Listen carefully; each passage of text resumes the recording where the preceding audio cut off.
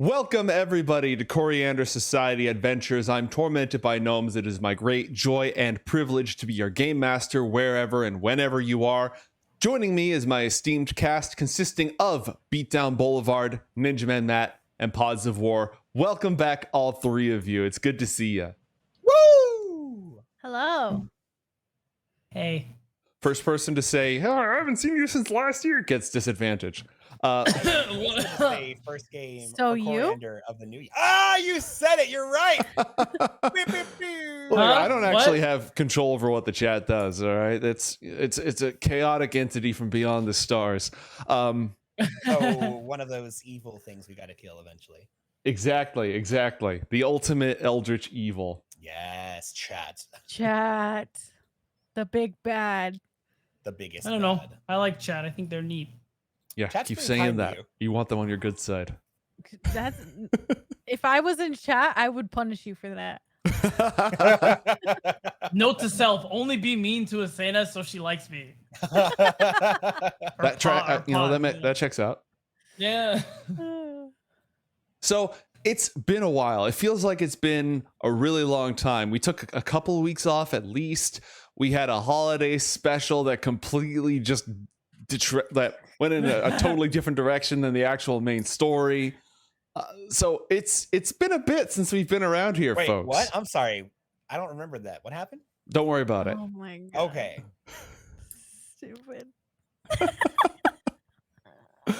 So, when we last left our heroes, John Carmichael was sitting in a taxi with Boignus Kimzabin, screaming through the streets of Northport in hot pursuit of his companions Ben and Charlie, and battling against the minions of the nefarious Dr. Xorbots Brant in order to retrieve Charlie and bring him back to the world of Perianth, where King Indogalad, who's also on Northport right now, and Medwithin, the Grey Elf Oniromancer, plan to work together to remove the curse of the Night Twist, the spirit of an evil tree that haunts John ever since he cut it down.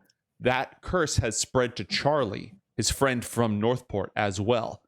Deliberately, it's a long story, it's fine. So in order to make sure that the curse, if they can really end this curse, in order to make sure that it's gone for good, they have to cure both of them. Otherwise, the curse could persist and still spread.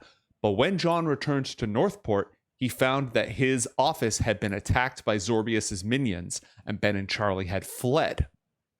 He's on his way now, moving through one of the nearby universities to go to the Donahue Institute, which is a mansion where extraordinarily gifted youngsters are being trained to use their secretly magical powers. Yeah. That's what's going on with John. Meanwhile, Asena and Gastone are at a very laid-back elite after party with the high elves of the world of Perianth.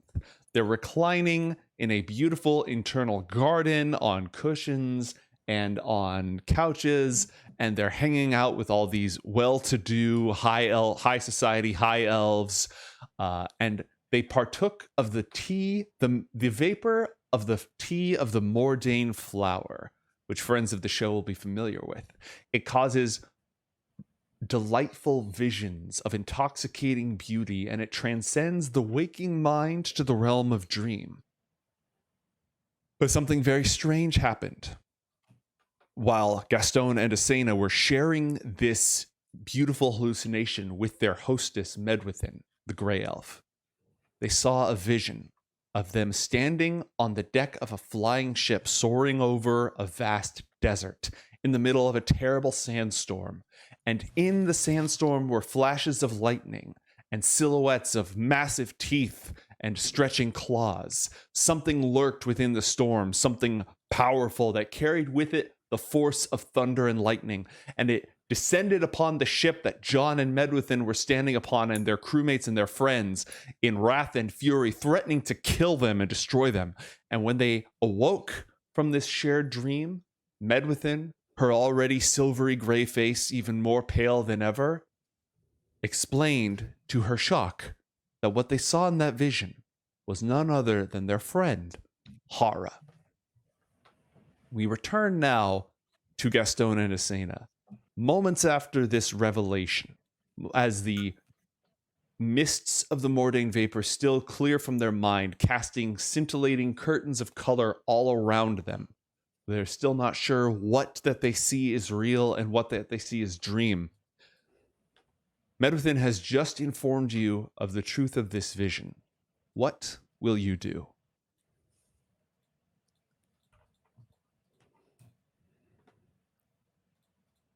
Sorry, who did you say that was? That was Medwithin. Let me pop her up for you here in chat. No. I meant like Gaston's gonna ask. We're in character who now. did You're you not say- talking to the Yeah, DM. yeah, You're yeah. talking to me. All right. Trembling slightly, Medwithin chokes out the word again. Hara. As in, John, friend, assisted person, student Hara, whatever you want to call her. She almost winces at that description and nods reluctantly. Yeah, don't tell her I said that. Any of that. Also, what?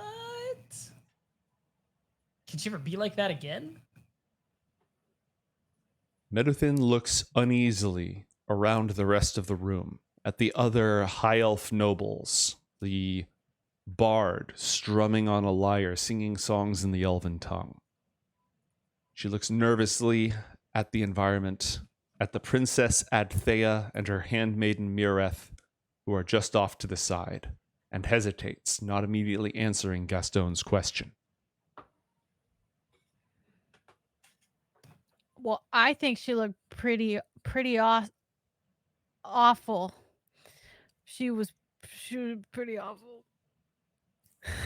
That's wow. I didn't expect. I thought you'd be super excited to see her the way she used to be, especially with her. Stop it. Read the room, Gaston. Mm-hmm.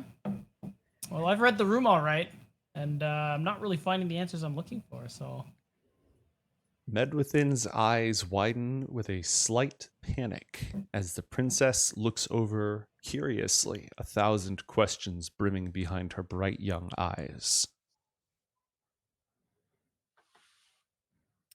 So,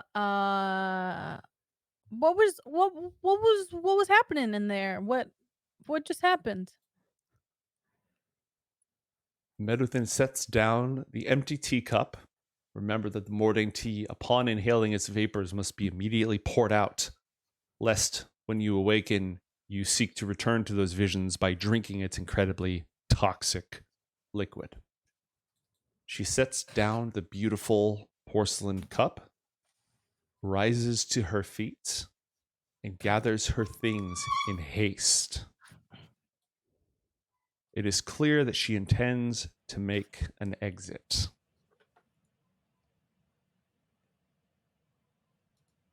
wait, what's wrong? You can't just show us that and then leave. Hold on. I'm gonna like move real close Mhm. and just quietly be like, listen, clearly, I'm not trying to make a big deal out of this. And I gotta say, leaving in haste when the princess is looking over the questions is probably not a way to avoid attention. Roll a persuasion check, please, Gastone. Do, do, do.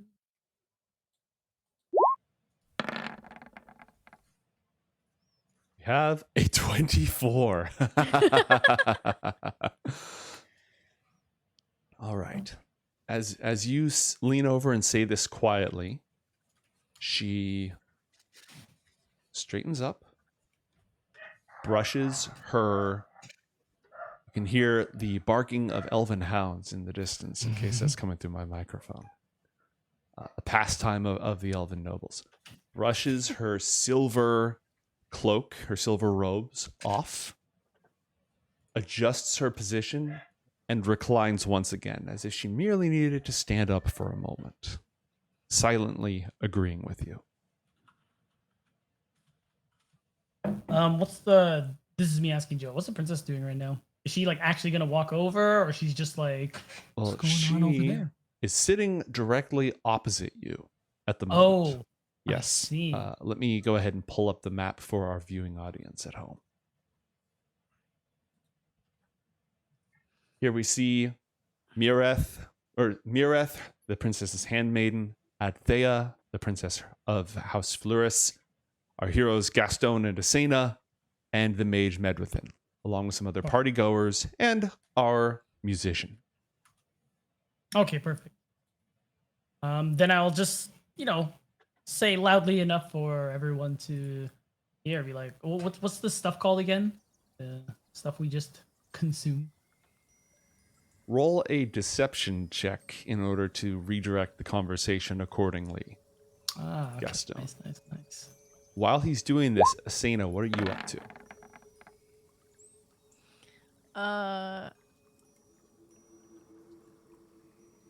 Did everyone see the vision, or was it just us three? Just the three of you. Nobody else was in the vision. Makes more sense now. I'm gonna look at the princess, and I'm gonna mouth out, "Dragon."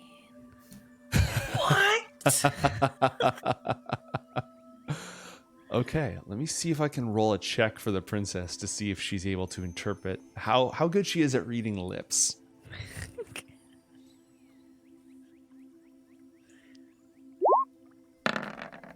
A 16. All right. The princess stands up, walks around the middle of the garden to sit next to Asena. Her handmaiden Mireth follows. What dragon? Have you ever met a dragon before? What do you know about dragons? What do they look like? How big are they in reality? It's a secret dragon. Can I interrupt? Yeah. And use I'm gonna redirect the conversation in a bit of a different way now. Mm-hmm. But can I still use this roll? Yeah, the How do you 15 feel that you about got, this? sure. Is that good? Does it work? Depending on what you're attempting to accomplish. All right. What's the princess's name? What do people call her? They say like Adthea. Grace or what- Princess Adthea. Adthea. And is she cool with? Is it not like a faux pas to use her name, or can I say Adthea?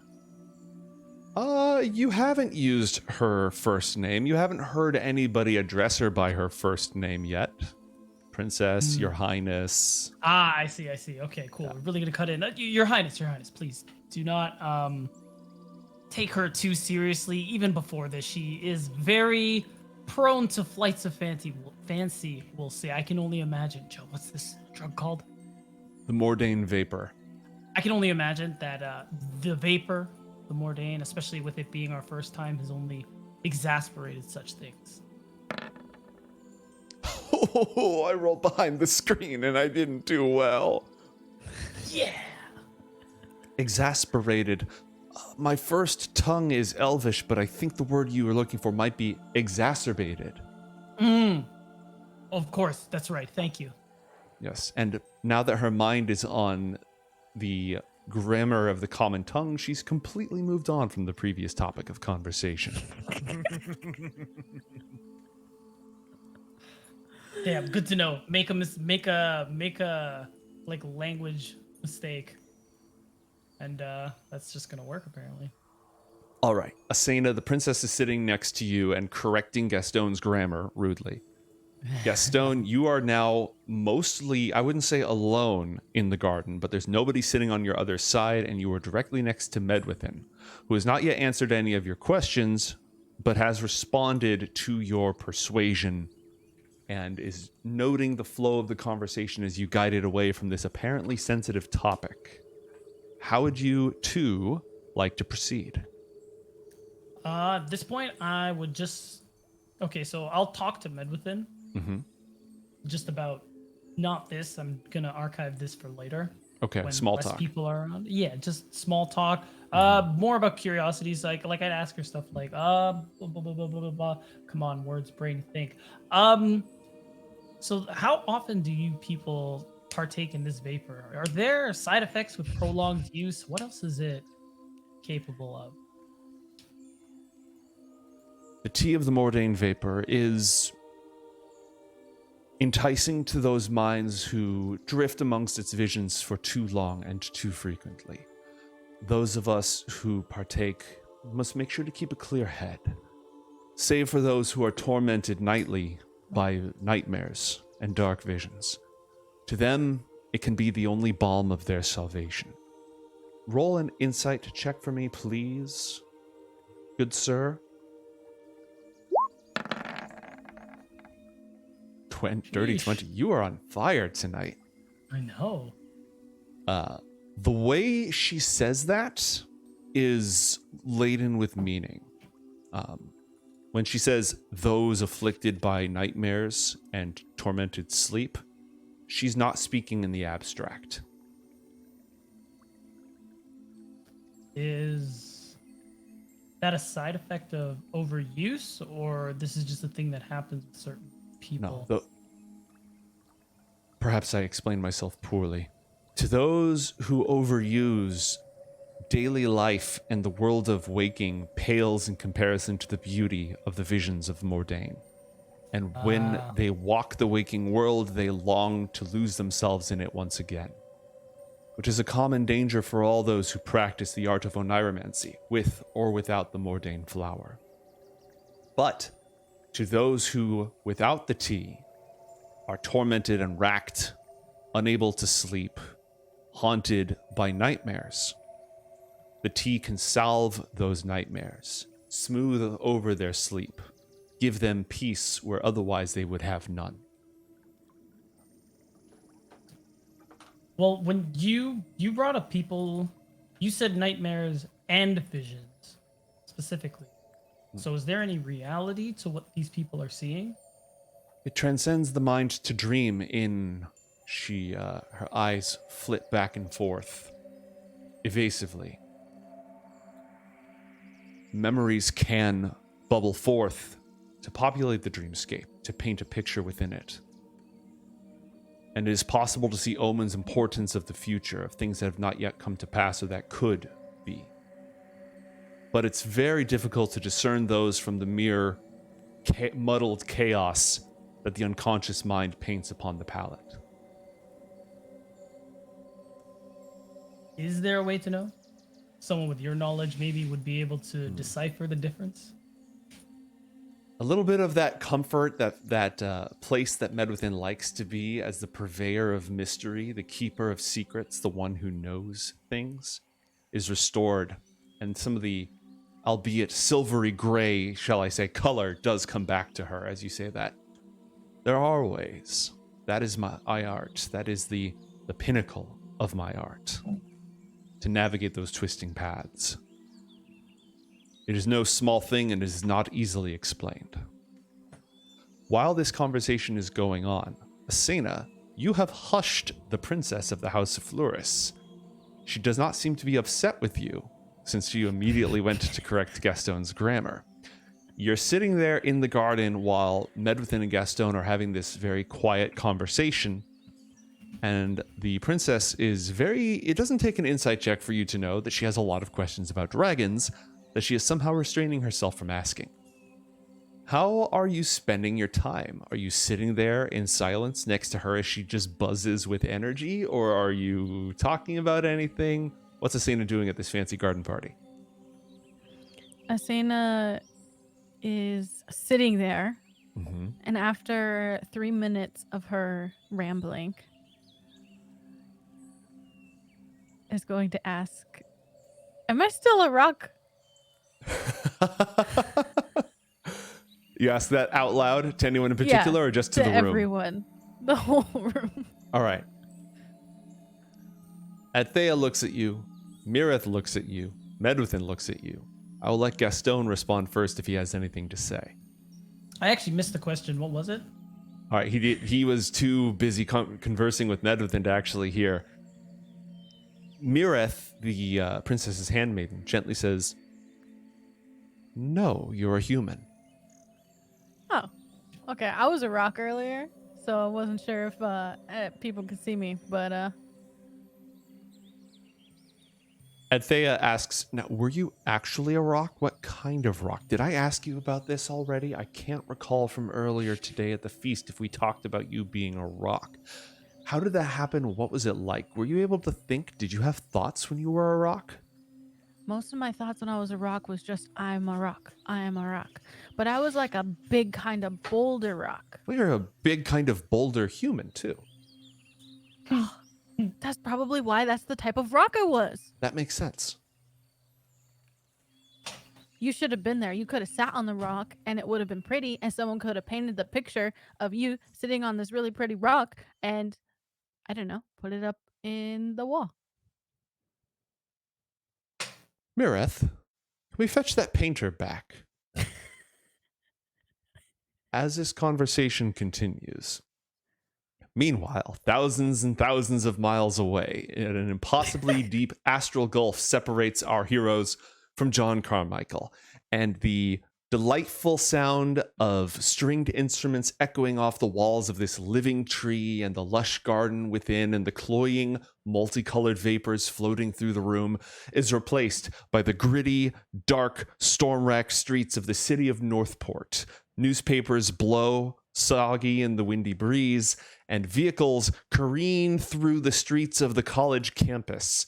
Nearby, the action team strikes a pose as they've achieved ultimate victory over Dr. Xorbius Brandt. They're not exactly sure why he just fell out of the air, but they assume it has something to do with them. So after taking the dynamic pose with all 4 members, they quickly move in to secure their victory. John is sitting in the back of a taxi, not driven by our poor, still nameless cabbie, because he's currently driving a car that has an elven king and his 2 elven bodyguards. He's still having a weird night.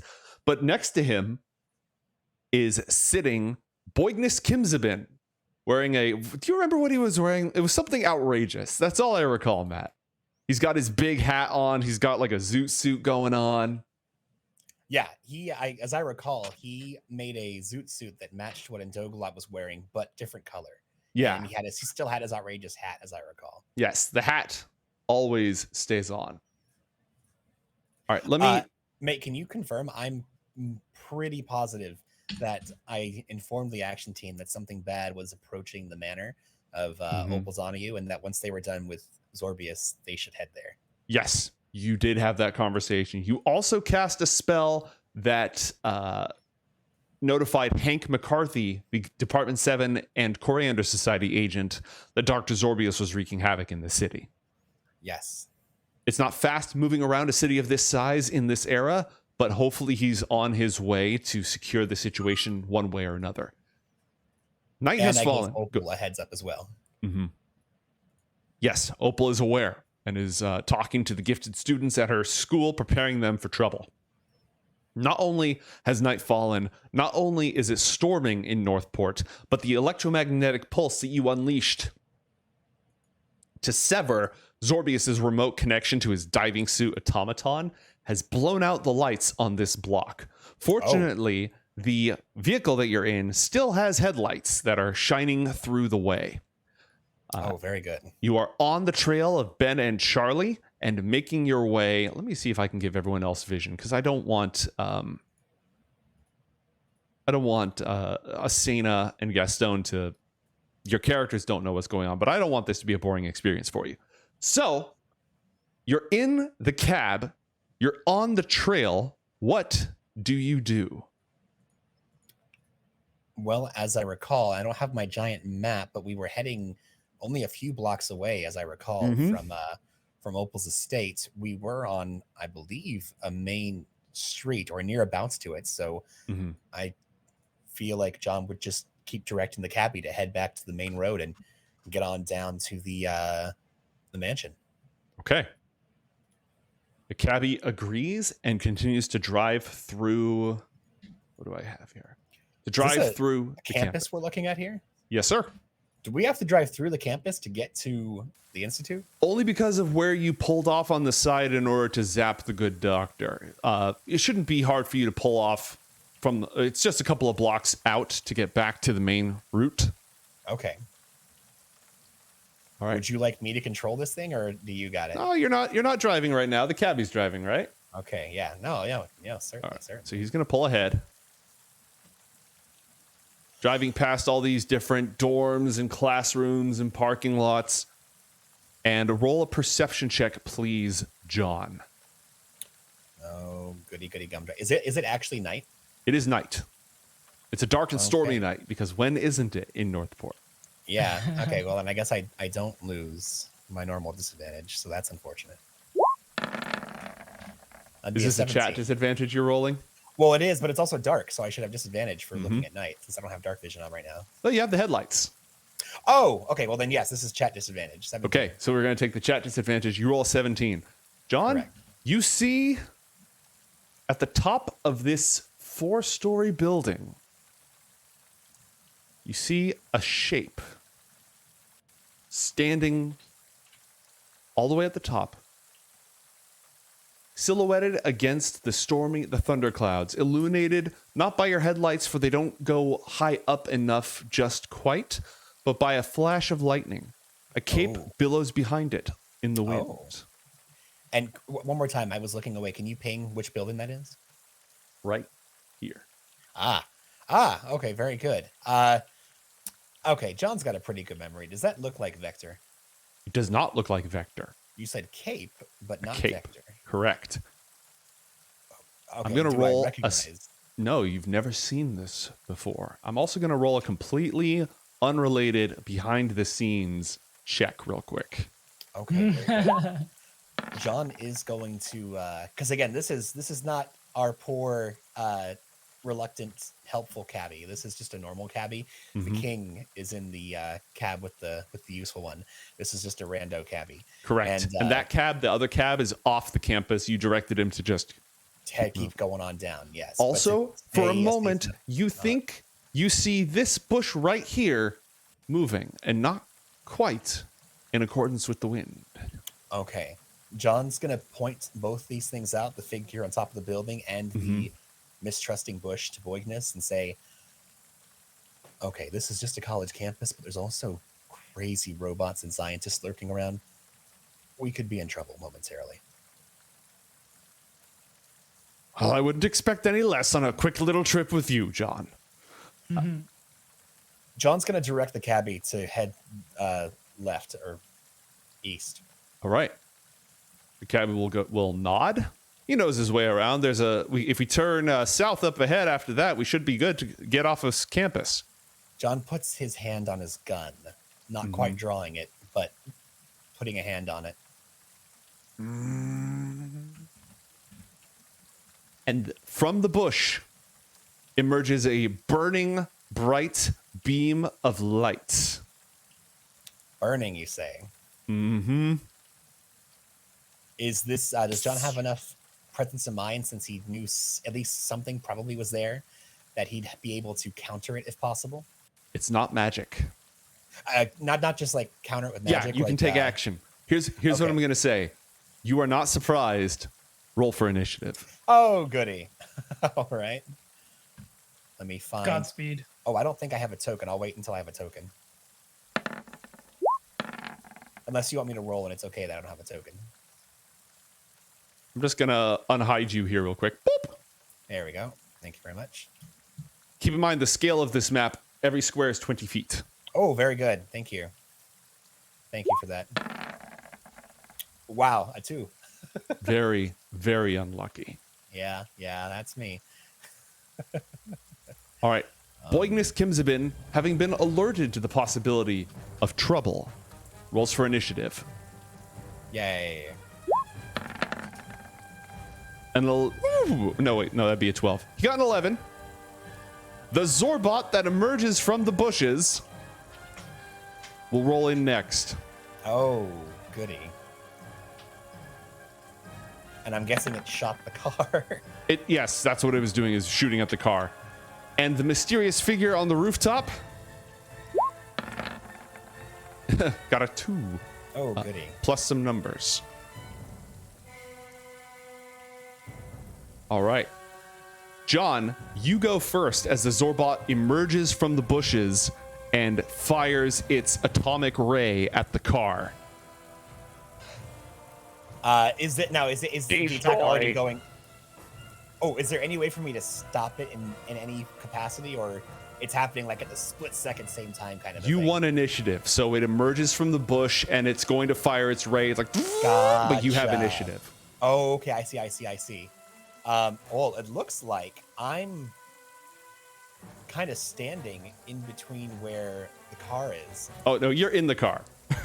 Oh no. No, sorry. I mean, like I guess what I should say is I am probably on the south side of the car. So technically, if I wanted to, how fast is this car moving, by the way?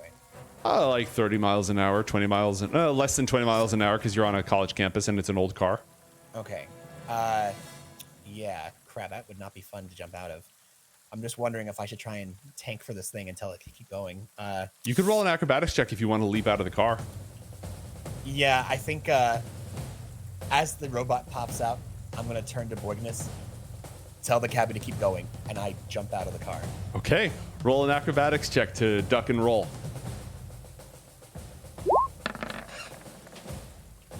14. All right. I don't have access to my rules at the moment. I am going to say you're going to take a little bit of damage for leaving a moving vehicle, but not a whole lot. Okay. 4 points of damage. And my arcane ward will absorb all of that. Now that was just movement. You item interaction, open the door, movement, roll out of the car. You probably have a little movement left because you only use like 10 feet of oomph, oomph, oomph. Yeah. I basically want to make sure with this turn, I want to be in between the car so that if it tries to attack the car, I can give it cover, or it will try and shoot for me. Okay. So I'm presenting it with the target, and as I duck and roll, I spin out of my roll, take out Krontaka, and start shooting. All right. Roll to pew, pew, pew. Oh, wait, how far am I from this thing? That's actually... Wait, is that actually 60 feet? Yeah, that's 60 feet. Oh, so I should be 50 because I'm like 10 feet away, you said, right? Yeah, you can move yourself 10 feet away if you want. That's fine. Plus, don't you have some specials on being a... Oh, yeah. No, I'm totally within range. We're fine. We're totally fine. Cool. Do I have anything else in my gun? I don't think I do. Am I out? Am I empty? It's been a hell of a night. Well, I'll hold on to it just in case. Yeah, I'm going to go ahead and take a shot and attack the first. Krontaka. Wham, bam. Thank you, ma'am. A dirty 20. Dirty 20. Bang! The gun rings out, and you can see a spark as it impacts in the metal surface of the Xorbot for 19 points of damage. Bang! Shoot Bang! again. A second shot punches through. Sparks fly out. Oil begins to leak as you inflict a total of, what is that, 37 points of damage? That is correct. It is not bloody. This is a Xorbot Mark II, but you chunked it. Now, those were your two attacks. Can you double tap? Are you within short range? Well, no. That was my double tap. I don't have two attacks, unfortunately. Right. You're not a fighter. Okay, so yeah, I'm a pow. wizard. You've got 4 left in the chamber. Is that it for John Carmichael? Yeah, I can stick because it's going to be its turn. I want to make sure that I'm keeping pace with the car so that way I can provide cover. Am I fine right here? Yeah, you're fine right there. Okay, perfect. Then I stay right here. The car's going to move at the bottom of the round. Wonderful. I am heading towards that tree for cover, but right now I'm staying within line of sight. Okay. The Xorbot approaches, leaking fluid, a little light on top, the atomic ray glowing as it charges to life. Destroy! Destroy! It advances 30 feet, which is going to be like right there, actually. And it fires its atomic ray, which has a range of 40 feet. It will fire it. Come on. No snapping. It will fire it at the car, which you're giving a cover bonus. Perfect. Okay, good. And if it misses by 2 points or less, I'll let you spend your reaction to soak the hit. Yeah. The car only has an armor class of 13. Oh no. Destroy! The atomic ray fires. 14. Dramatic as hell. 14. 14. 14. 13! Yes! A 13 would hit the vehicle. No, but I'm giving it a cover bonus. You're giving it a cover bonus. So it just barely misses. Yes! It scorches past, leaving, like lighting up and melting the asphalt directly next to your feet as it continues to advance. Boigness. leans out the window with his wand of magic missiles and just swings it and fires 3 magic missiles at the thing. Oh. Bolts of purple energy hurl through the air, and the Xorbot takes 10 points. That will be Boignus's turn, since he can't do any of his stealthy things. And John, the caped figure on top of the building, floats upwards, floating supernaturally down towards you. Moving. Oh, nope, I'm going to replace it. 60 feet to the Now, side. without the headlights looking, I can't see super well, right? Right, you can barely see it. Even with a disadvantage, my passive perception would be a 16 in the dark. Can I make out anything like about the coloration or like type of costume that this figure is floating around in? Not the coloration. You can tell that it's wearing a full costume with gloves, boots, and a mask covering its face, completely covering its face, not just leaving like superhero eyeballs. Yeah. But it's illuminated as the eyes glow a unstable blue, and blue light gathers in its 2 hands as it holds its hands out, and waves of rippling blue light in a barrage down at you and at the car. Roll a dexterity saving throw. Is this magic? You don't know. I'm going to use a reaction to try to counter this effect. Well, I mean, I'd like to see if I could discern if this is a magical effect as part of it, but you know, it's your call. Roll an Arcana check, please. Okay. Arcana. John's gonna roll Arcana. A 17. This is magic. It's odd. It's very odd magic. It's kind of unstable, actually. Oh. So not a spell necessarily that I've seen before, but certainly arcane in nature. Yes. Then I'm absolutely going to attempt to counter it. He's within 60 feet, it looks like, right? Yep. You use your reaction, you burn the spell points, and you counter it. The magical energy behind it that your counterspell encounters, it pulses and coruscates in all sorts of weird directions and dissipates, not simply by snuffing out of existence, but the glowing orbs of blue light flying towards you, they vibrate, stretch like goo, and then pop in the air.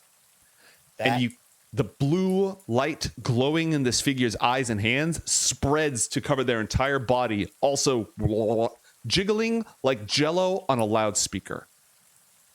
That is incredibly awesome. Also, just because I don't usually get to do cool descriptions with my spells and I want to make a change with that, as the figure is floating down, gathering the energy to release, John holds up the opposite hand, not carrying the gun, and a small little magic rune appears along his palm and spreads out into a small little shield, and then his eyes glow blue for a moment before the shield itself snaps, and so does the magic as the bubbling begins dissipating. I think you're muted, mate. +1 XP! Yeah. I said, nice. Then I ended this thing's turn. The car continues to move without you. The cabbie accelerates, goes into a turn, and continues driving, attempting to escape. Meanwhile... Oh, that's far. Oh my god, that's far. Across the astral plane, far, far, far away, back in the nice, lovely, happy little court of Perianth, our conversation with Gastone, Asena, and Medwithin continues. Gastone, Asena's comment about being a rock appears to have attracted the attention of the entire room, including the elven nobles attempting very strenuously to act as if they are not paying attention. This opportunity allows for a little bit more privacy, should you desire to ask more pertinent and piercing questions. Interesting. What would you like to do? So, would it be strange if she and I moved to another area? Or is the rock that interesting? You could attempt to make your exit. The way I would probably handle this is I would have a stealth check from you and perhaps a performance check on Asena's part. And by their powers combined, perhaps you could escape under the cover of rock. Okay. I'm gonna whisper to Bed Within, saying like, listen, we should probably talk about what we saw. I think this is a really good time for us to just slip out because for whatever reason, rocks are fascinating to elven upper society. I think humans who think they're rocks are fascinating, but yes. Ah, I see. All right. Asena, why don't you roll a performance check and tell me, just give me a little excerpt of what's coming out of Asena right now as Adthea asks if the royal painter can be called upon.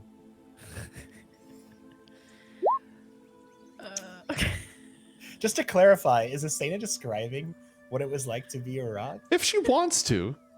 Who knows what Asena's up to at any given moment? Ignore the roll. You give us the best description you can. Rock out. Oh my god. I was just on the ground and I was a big rock and everyone around me was talking and they kept asking me what the thoughts I had and I just only had rock thoughts. But what is a rock thought? What do rocks think about? I told you they think I'm a rock and there's not much else there. So it's really hard for me to sort of recount the story because I was just a rock the whole time. Were you conscious of your surroundings? By the way, Matt, you got inspiration because chat gave it to the first roll that resulted in a 13. Wow.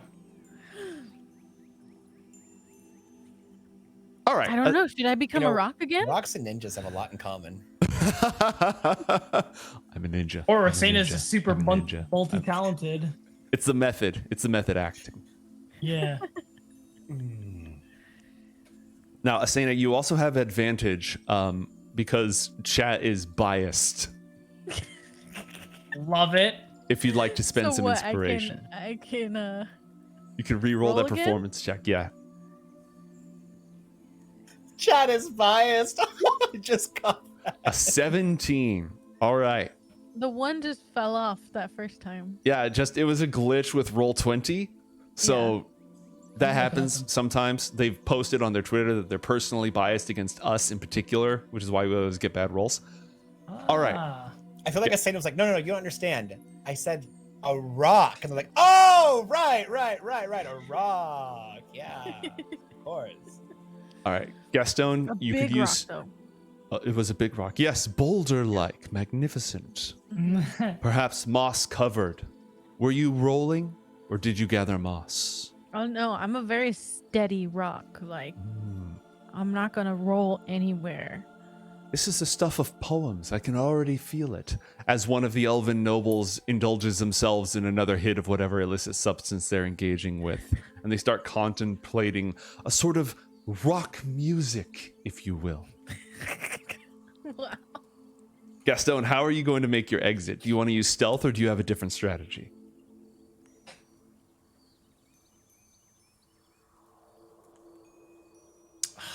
I want to think of like a more interesting or like funny strategy to kind of slip our way out.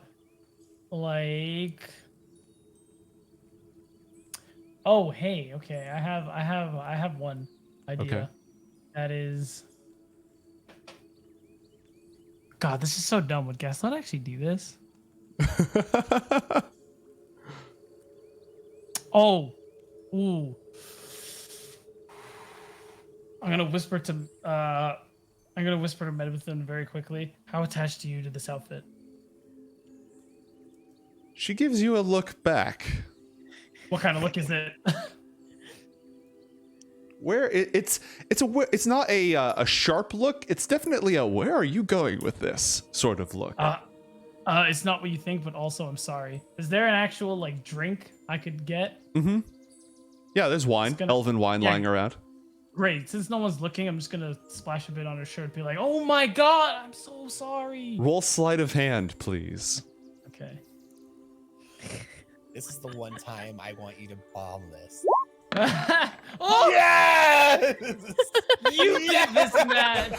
I'm so sorry, but oh my god, I love the idea. Like, oh okay, grabs drink, throws it on her. Like, no hesitation, no thought, head empty. So what happens on a natural 1 when you're trying? I think That's what it is. What was that? That's what I mean. I don't even know. So I think what we do here is that you were trying to. Oh, there's 2 directions I could take this. Matt, do you have an idea? No, man, you go Wait, for it. I I'm sorry. have a suggestion. Okay, let's hear it. Let's hear it.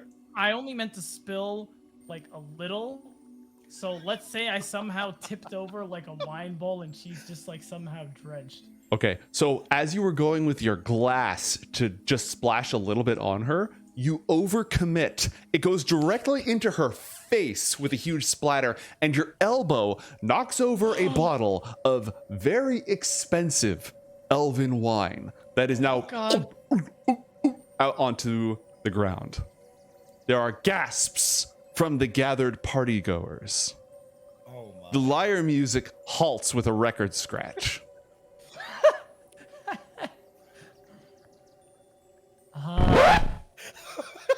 Wow, I love that.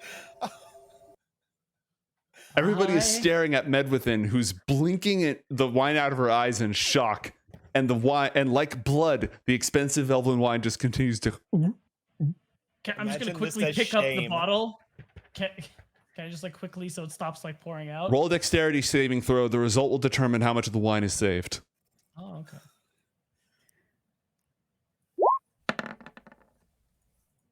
Okay, all right. It was costly. A couple glasses made their way out, but it's still about half. The elven wine bottle is half full, not half empty. Great. I'm just gonna put it back on the table very gently, and I am terribly sorry. Wow.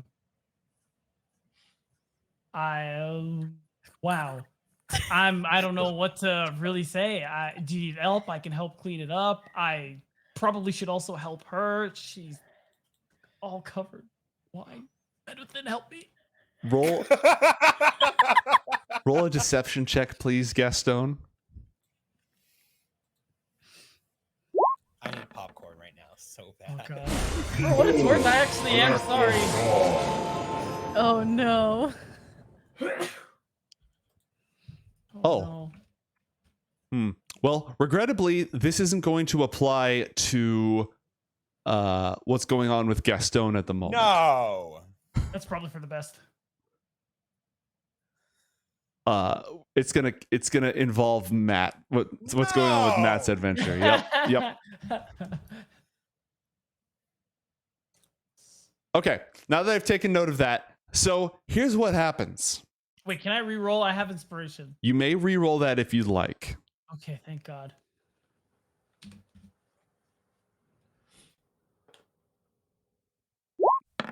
From an 8 to a 16. All right.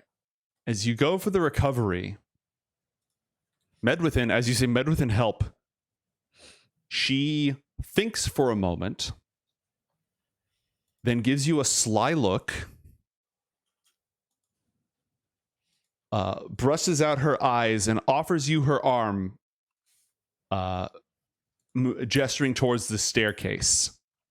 She is acting badly. Like, oh no, you got all this wine all over my favorite dress. Guess I better take it off. And the other elven nobles, after looking in horror for a moment, they kind of go, oh, okay, all right. I see how it is. You know, an elf would have done that move much smoother, but can't blame him for trying. They mutter back and forth in Elvish. I'll just take her but arm. How upset does Medwithin look right now? not super upset. Really? Uh-huh. All right. So she'll go ahead and let you lead her, indicating like stairs, up, stairs. But acting like she's letting you lead her up the stairs and towards some sort of safety and some ability to clean herself off. As soon, first off, before the two of you step out of sight, I want to give Asena a moment to make a comment. Or do anything as this huge spill happens in front of you in the middle of your discussion of being a rock. She's just gonna shake her head. And being a rock isn't very interesting anymore.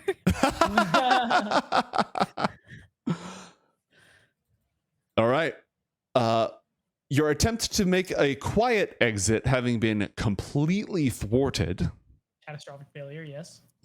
Gastone and Medwithin exit up the spiral staircase to a private room above the garden, to the tittering whispers and salacious gossip of the elves down below. As soon as you make your way up into the private room filled with trellises of living wood that look out over the beautiful elven forest, Medwithin casts Prestidigitation and just cleans herself up immediately. There you go. Nice. What was that? A simple spell, a cantrip. Trust me, I'm no stranger to things getting spilled on me at parties. Glad I'm not the first. Okay, either way, good thinking. That worked out honestly better than it should have, all things considered. Anyways, just gonna move right past that. Now that they're hopefully being distracted by Asena or whatever implication this is, or whatever this is implying, I want to know more about what we saw. She hesitates. The moment the excitement of the little charade now gone, the attention from the whole court now withered as she's once again in private, the discomfort of the moment that passed amongst you returning to her face as she struggles with the words that she should use to respond. She takes a short, shallow breath, pauses, and meanwhile, worlds and worlds away, back in the world of Northport, John Carmichael is being chased by a flying, glowing person and a killer robot. We're at the top of the initiative order. Matt, what would you like to do?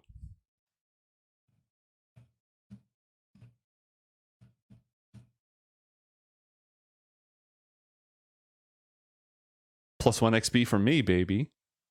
Hey. Oh no! I was trying to be kind. And now Diablo's minions grow stronger. No! Okay, well, at least they didn't hear my fumble. Anyway. What would you like to do? I would like to attack, I believe. I'm seeing this big glowy guy and this robot that's just coming after me. This is not fantastic. What is this over here? A building of some kind, I would assume. That is a building of some kind. I don't have a map of the interior, but you are on a college campus. Oh, criminy. Just a brief glance at these nearby buildings. What are we looking at here? Are there windows on the ground levels? There are windows on the ground levels.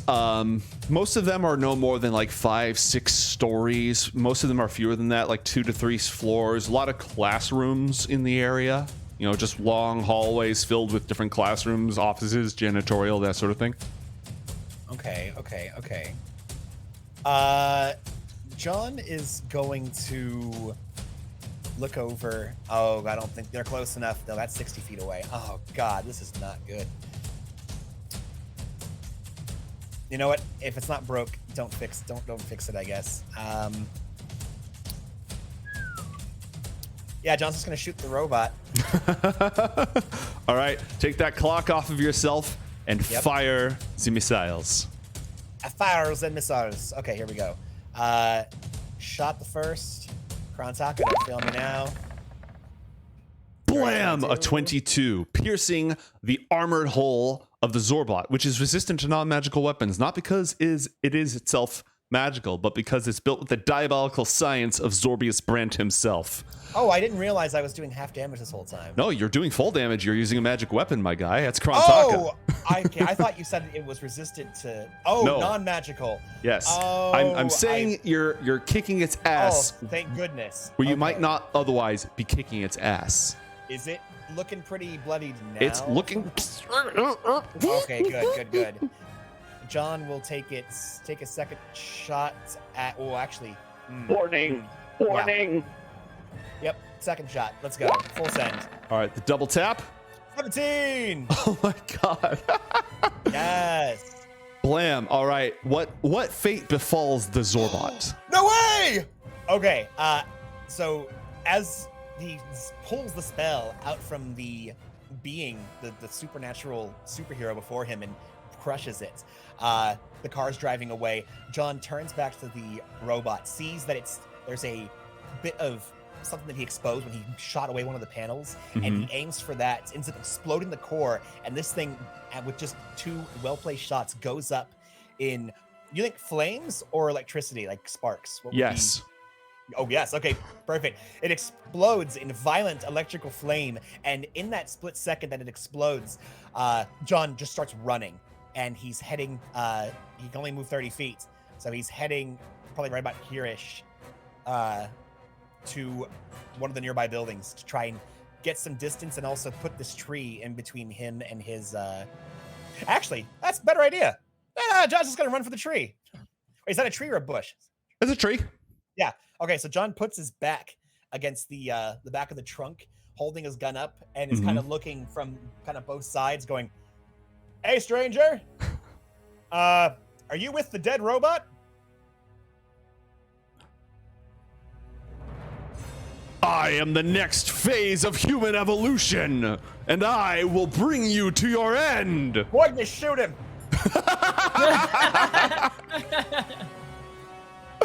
All right, Boignus shoots him. You see him like leaning out the window, holding onto his hat with one hand as he's driving fast. He's clearly enjoying himself. He goes for his old-fashioned flintlock pistol. Oh, looks at little. it for a moment, shakes his head, pulls out the wand again, and yeah. Shoots 3 magic missiles at the floating dude. Oh, thank goodness. Oh, I'm so glad Whiteness is here. Pew pew pew. For a total of 10 points of damage, and it seems to be effective Nice. That's what we like to see. as it hits the increasingly glowing foe. By the way, is he actually giving off light? Yes, he is actually giving off light. He's giving off blue light. Oh, so is it easier to see him now that he's glowing? A little bit. You don't have disadvantage on perception checks or shooting him or anything like that. Nice. Very So cool. for his regard, he's just going to fly to the other side of the tree because he can. Oh. Actually, can he? He was more like here. Yeah, he can. Oh, well. Is he moved 60 feet? He can fly 60 feet? Yeah, dude, he's flying right now. No! He's Okay, flying well, like Superman. I was trying. Well, at least there's a big, I don't know how big this tree is, but there's the boughs of a tree. Yeah, That should help. it's a little difficult to shoot you. He holds his hands together and waves of bouncing blue light pass between them.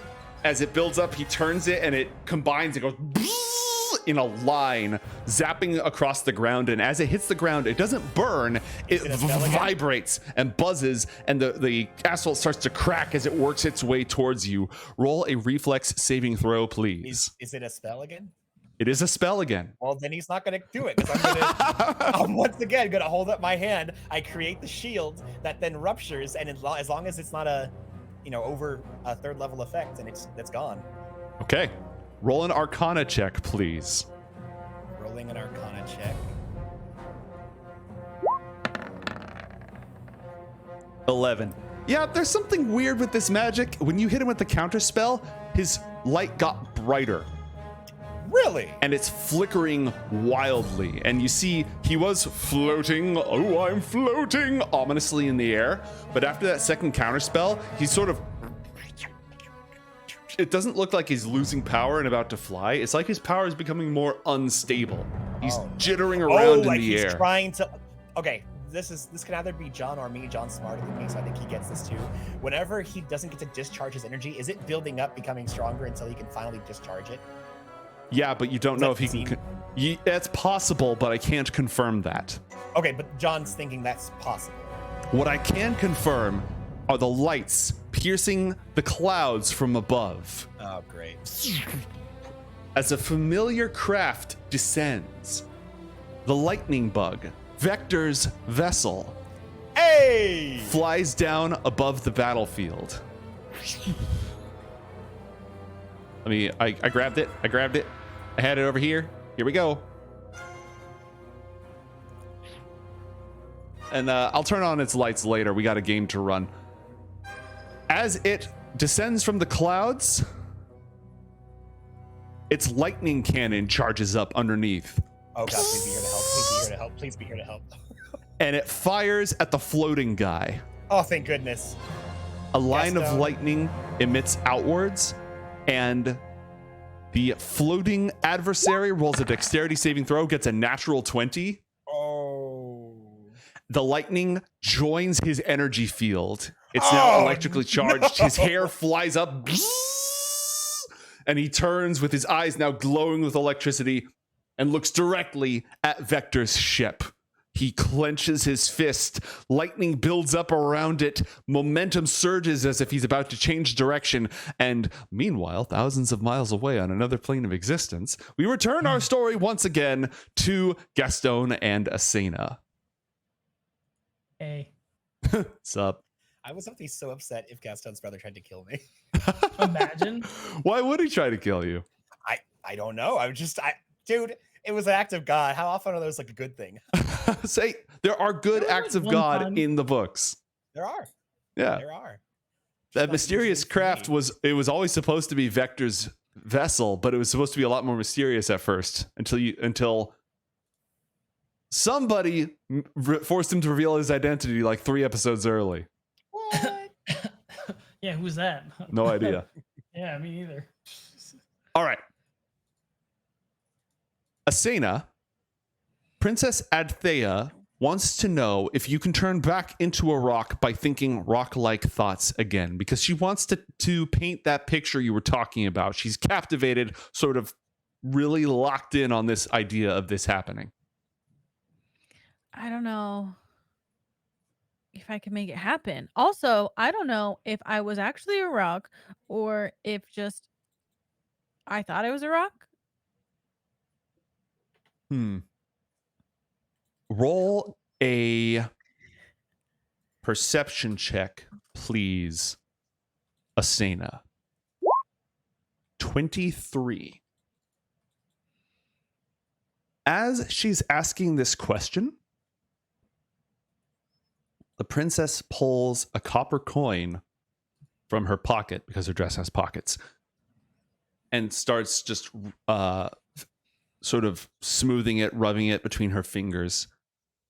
And she's muttering quietly under her breath to herself, You recognize this from your training with John. She's casting a spell. You have no idea what spell, because you're not proficient in Arcana, but your anti-mage training is enough for you to recognize when magic is being used. She's keeping it very subtle and not pointing it out, not saying anything about it. I'll glance down at the coin and then back up at her. Mm-hmm. How good is this painter? I mean, if I just pretended to be a rock, Yes. then the painter could just sort of paint around and just make up the rock. Medwithin is a magnificent illusionist. She performs for the court all the time. Her magic could make you look like a rock, any kind of a rock that you could imagine.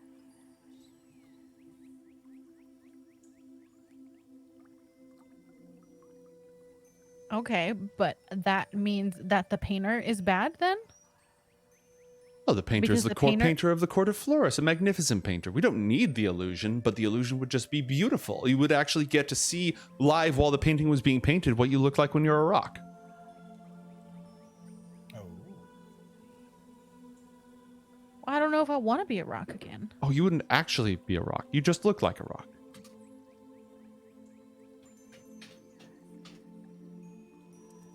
I don't know about this.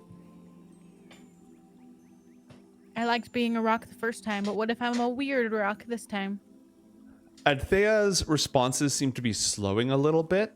Roll an insight check, please.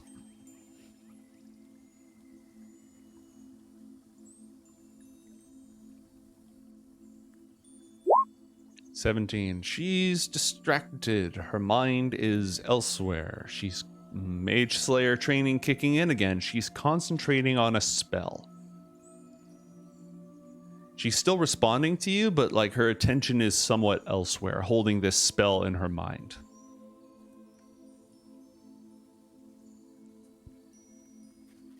And again, I'm gonna head for the wine. Okay. You head for the wine. Are you just pouring yourself some? I think we should all drink some of this wine before Gastone comes back and spills it all again. The rest of the elves, one of them says something in Elvish, and there's some laughter that scatters around the room. Mireth, just the faintest inkling of a smile crosses her face. Adthea doesn't seem to be paying attention, but they also heartily agree with you and gather their glasses, leaning forward for you to pour since you're the one grabbing the bottle. Mireth holds up her glass, and she holds up a glass for Adthea, who is, again, focused elsewhere. I'll pour them all a glass. All right. There's not enough in that bottle to pour everyone a glass, but Mireth would be happy to open another bottle for you. Or you Okay. could open it yourself. Your call.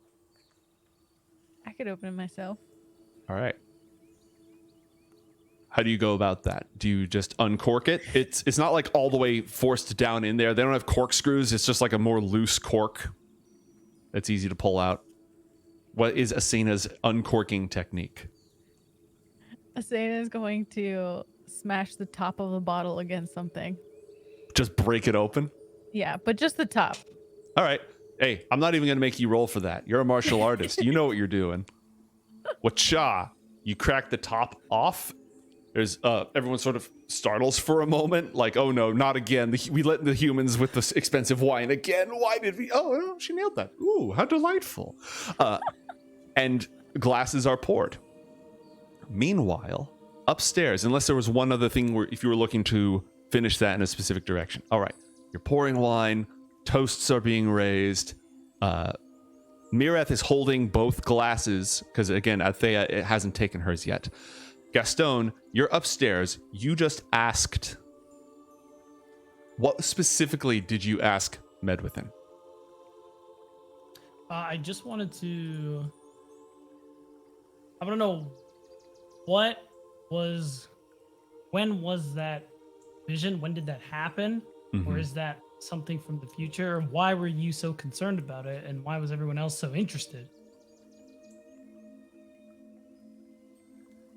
I mean, interested, just, it was messy, it was loud, it was unexpected, it was a lack of decorum. It took me by surprise. I don't like being taken by surprise, especially in the company of others.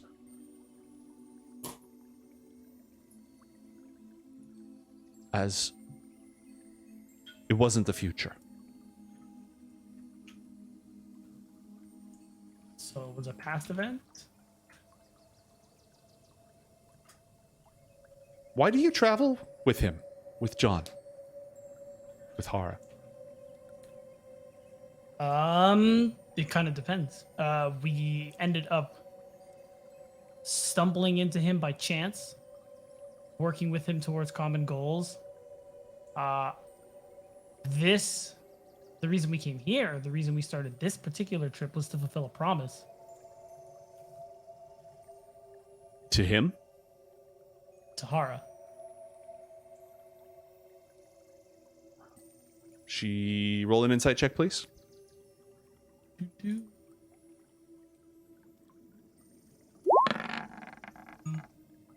Okay. She winces just barely, just slightly at that. Not the name, but at fulfilling a promise. And why do you owe her anything? oh is a strong word. It was something we all agreed to do, but delayed because of more pressing matters that have now been taken care of. And when these matters are resolved, what do you do then? Do you still follow John on his adventures? Do you not have designs, wishes of your own? Not sure. I have, at least once we're done here, I have to spend time in my home. At least a good amount of time, because truthfully, the stability there is hanging by a thread. And that is something I need to deal with before anything else. The only reason I foregoed it and put it in the hands of someone very trustworthy to come here was because of aforementioned me giving my word to Hara, along with the rest of us. Man of his word can be a rare thing amongst the stars. But what would hold you, aside from your own word, why would you agree to such a promise in the first place?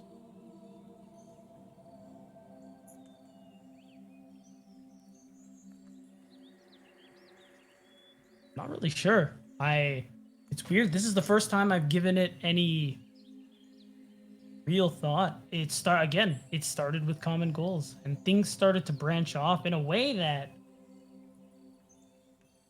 I didn't even realize started to divert from my own personal goals, ambitions, I suppose. But it happened in a way where it just made sense. Where it's like, yeah, why wouldn't I keep going? Almost something of momentum, if that makes any sense. Caught in the wake, swept up by the current. Yeah.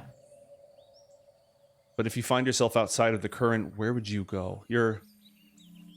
It is a rare thing for one such as you to wander such wide and starry paths.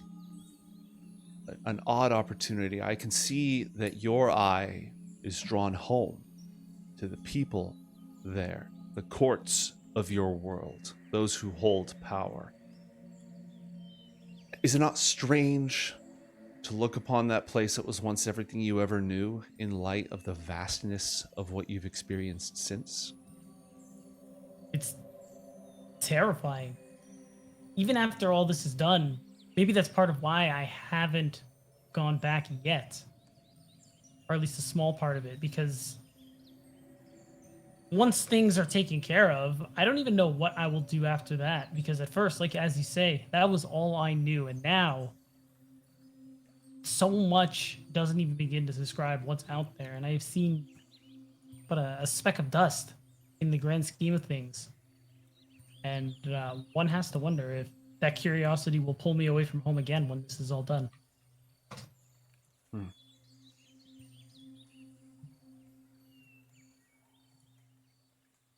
I was there when the dragon Akofesinian attacked us. She was defending her territory. She was hunting for prey. She can't be blamed for that. I don't know if I would say it's her nature, a living, thinking being that has the choice of what they do to other living, thinking beings, but she came upon our ship with claw and thunder and fury. In the midst of the sandstorm, she fell upon us. And she was no simple foe. On a world that's been nearly dead for 10,000 years, haunted by the long since undead, the machines and imprisoned servitors of the ancients, wandering tribes of geniekin, and other great threats, a dragon was a formidable foe, even for our companions. But John and I, and the pilgrims, overcame her in combat by spell and sword.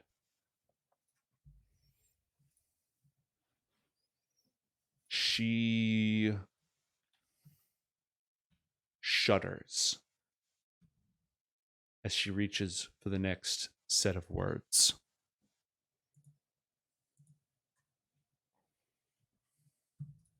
She's struggling to continue with what she's saying, as if every time that the answer comes up, she finds it dissatisfying or distasteful or bitter, and the words fall away from her again.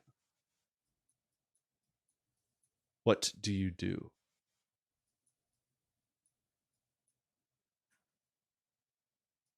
Okay. All right. This may be more of a sore subject than I expected it to be. And if I'm right in that, you don't need to say anymore. My concerns were largely on whether or not what we saw will have an impact, a very tangible impact on the future and what we're going to do next. Clearly, that isn't the case, so you don't have to keep going. If you are traveling with Hara, then what was past could become future again.